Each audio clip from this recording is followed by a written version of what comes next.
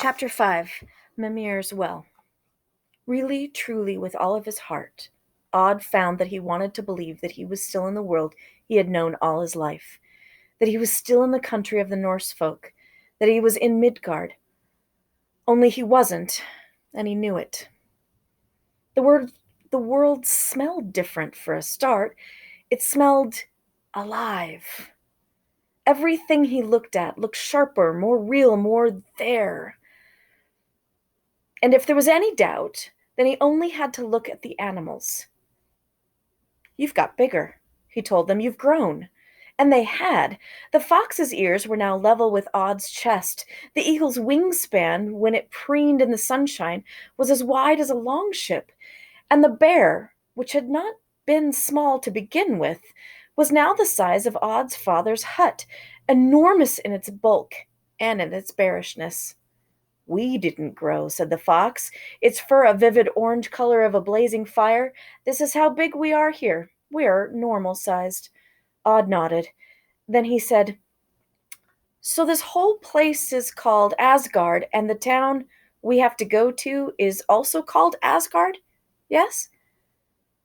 "We named it after ourselves," said the bear. "After the Aesir."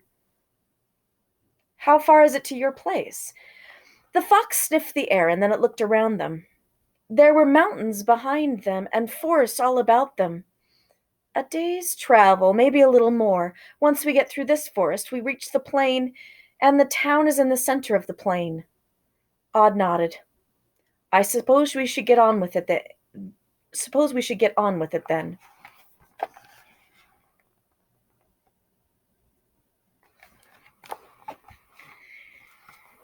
"There will be time," said the bear. "Asgard is not going anywhere, and right now I am hungry.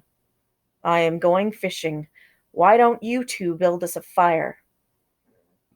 And without waiting to see if that would happen, the great beast lumbered off into the darkness of the forest. The eagle flapped its wings, loud as a small thunderclap, and it took off, circling higher and higher, and then followed the bear. Odd and the fox gathered wood, finding dry twigs and dead branches. Then Odd heaped them high. He took out his knife and sliced a point on a hard stick, put the point against a piece of dry, soft wood, preparing to rotate the stick between his hands to use the friction to make fire. The fox eyed him unimpressed. "Why bother?" it said. "This is easier." It put its muzzle against the heap of wood, breathed on the twigs. The air above the twigs wavered and shimmered. Then, with a crackle, the sticks caught fire. "How did you do that?" "This is Asgard," said the fox. "It's less solid than the place you come from. The gods, even transformed gods, well, there is power in this place. You understand?" "Not really, but not to worry." Odd sat beside the fire and waited for the bear and the eagle to return. While he waited, he took out the piece of wood his father had started to carve. He inspected it, puzzling over the shape, familiar yet strange, wondering what it had been intended to be and why it should bother him so. He ran his thumb over it, and it comforted him. It was twilight by the time the bear brought back the largest trout Odd had ever seen. The boy gutted it with his knife. The fox devoured the raw guts enthusiastically. Then he speared it through with a long stick, cut 2 forked sticks to make an improvised spit, and he rotated it over the fire, turning it every few minutes to ensure it did not burn. When the fish was cooked, the eagle took the head, and the other 3 divided the meat between them, the bear eating more than the other 2 put together. The twilight edged imperceptibly into night, and a huge, dark yellow moon began to rise on the horizon, achingly slow. When they had finished eating, the fox went to sleep beside the fire, and the eagle flapped heavily off into a dead pine to sleep. Odd took the leftover fish and pushed it into a drift of snow to keep it fresh, as his mother had taught him. The bear looked at Odd. Then it said casually, "You must be thirsty. Come on, let's look for some water."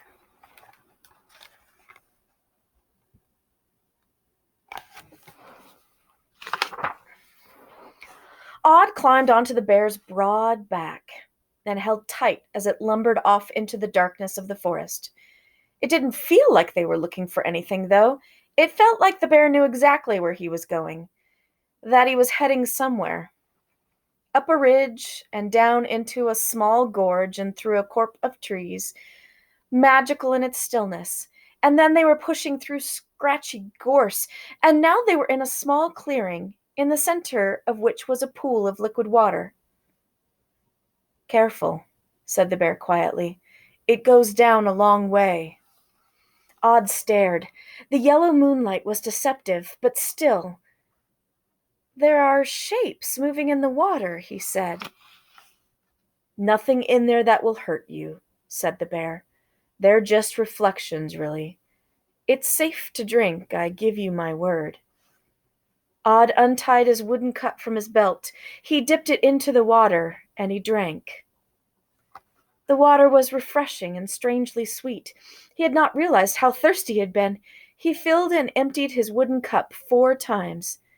Then he yawned. Feel so sleepy. It's all the traveling, said the bear. Here, let me. It pulled over several fallen fir branches at the edge of the clearing with its teeth. Curl up on these. But the others, said Odd. I'll tell them you fell asleep in the woods, said the bear. Just don't go wandering off. For now, just rest. And the bear lay down on the branches, crushing them under its bulk. The boy lay beside the animal, smelling the deep bearish scent of it, pushing against the fur and feeling the softness and the warmth. The world was comfortable and quiet and warm.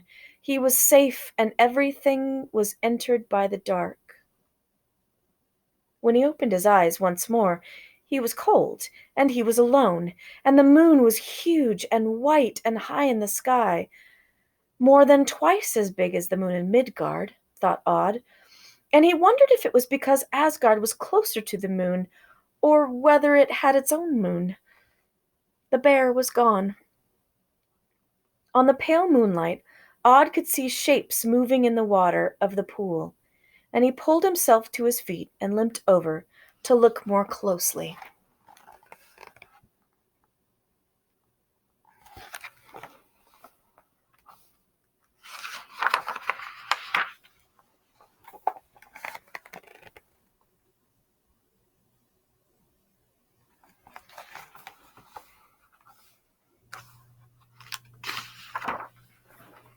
At the water's edge, he crouched down, made a cup from his hand, scooped up water, and drank it.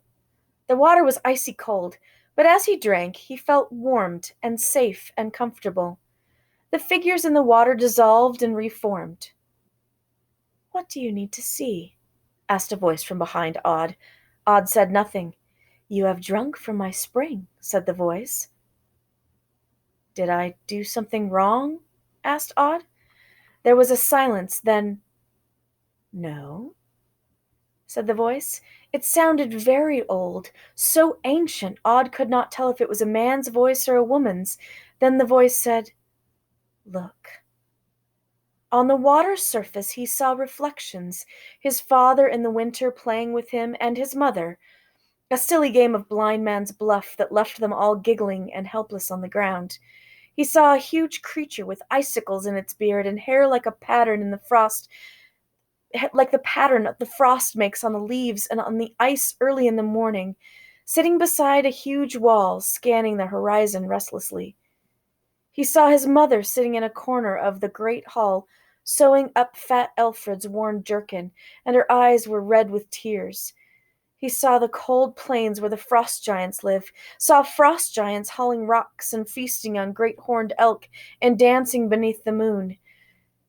He saw his father, sitting in the woodcutter's cottage he had so recently left himself. His father had a knife in one hand and a lump of wood in the other. He began to carve, a strange, distant smile on his face. Odd knew that smile. He saw his father as a young man, leaping from the longship into the sea and running up a craggy beach.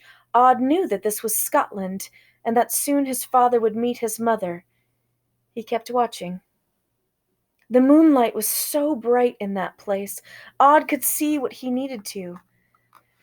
After some time, he pulled out the lump of wood he had found in his father's hut and his knife and began to carve in smooth, confident strokes, removing everything that wasn't part of the carving.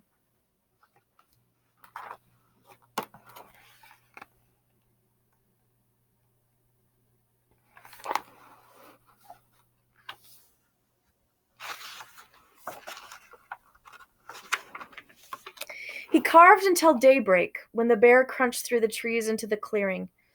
It did not ask what Odd had seen in the pool, and Odd did not volunteer anything. Odd climbed onto the bear's back. "You're getting smaller again," said Odd. It was no longer the huge bear of the previous evening.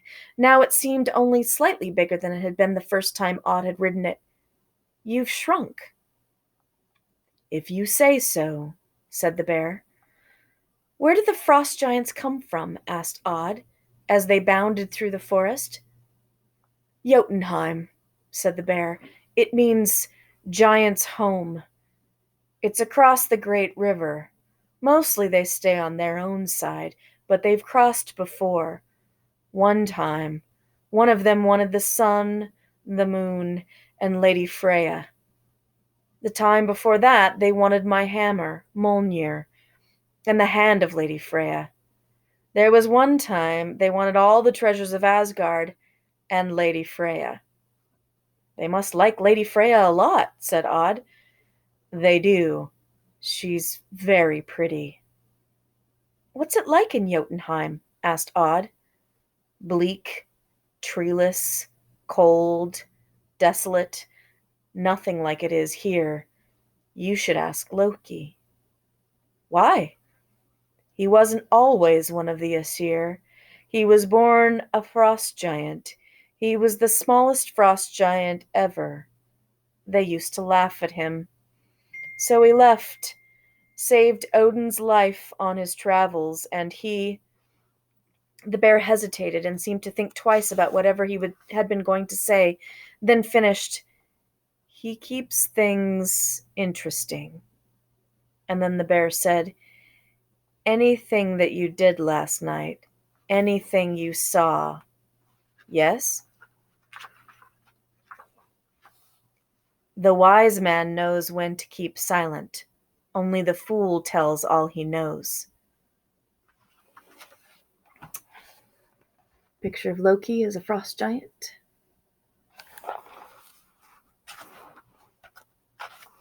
And this is Jotunheim.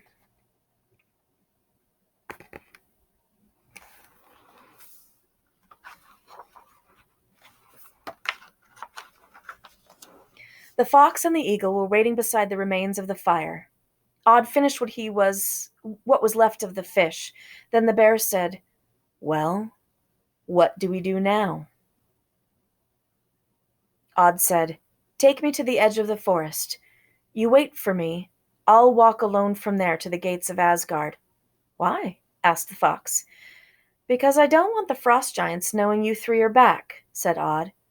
"Not yet." They set off. "I could get very used to traveling by bear," said Odd. But the bear only grunted.